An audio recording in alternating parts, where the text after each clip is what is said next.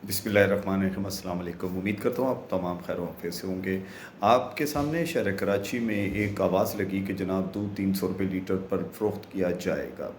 इसी सिलसिले में मीटिंग थी और इस मीटिंग के अंदर रिटेलर जो कराची के रिटेलर एसोसिएशन बनी है, उनका ये कहना था कि दूध की कीमतों का तयन आप ज़रूर करें। कमिश्नर कराची से कहा और साथ ही कहा कि हमें थोड़े से तहफ़्फ़ुज़ है कुछ के जनाब जो टेस्ट किए जाते हैं वो ठीक नहीं किए जाते।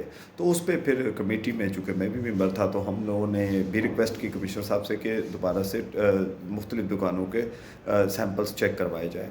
तो वो सैंपल्स कलेक्ट किए गए जिसमें हम मोहतरम अब्दुल वहीद गद्दी साहब हैं जो कि इनके फ़ोकल पर्सन हैं।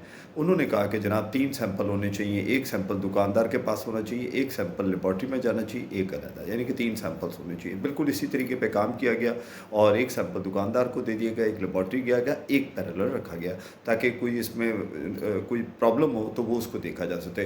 अब आपको कल यानी कि कल बरोज़ बुध मैं आपको बताऊँगा कि उन सैंपल्स का रिज़ल्ट आया क्या है, उन सैंपल में से मिला क्या है, उन सैंपल का दूध क्या घर में पीने के काबिल है, क्या वो केमिकल मिला दूध फ़रोख्त किया जा रहा है या कौन-सा केमिकल मिलाया जा रहा है। सुना है कि उसमें शायद मुर्दे को रखने के लिए उनको उसको महफूज़ करने के लिए जो केमिकल इस्तेमाल होता है फ़ॉर्मलिन, उसका भी इस्तेमाल किया जा रहा है और साथ-साथ ये भी सुना है कि उसमें एक और सर यानी कि यूरिया खाद जिसको खाद भी कहते हैं और केमिकल है वो भी है।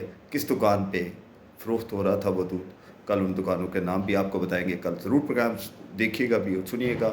आपके अपने पसंदीदा रेडियो सिंध पुलिस एफएम 88.6 पर सारिफ की आवाज़ शकील बेग के साथ सुबह 11 बजे से 12 बजे तक।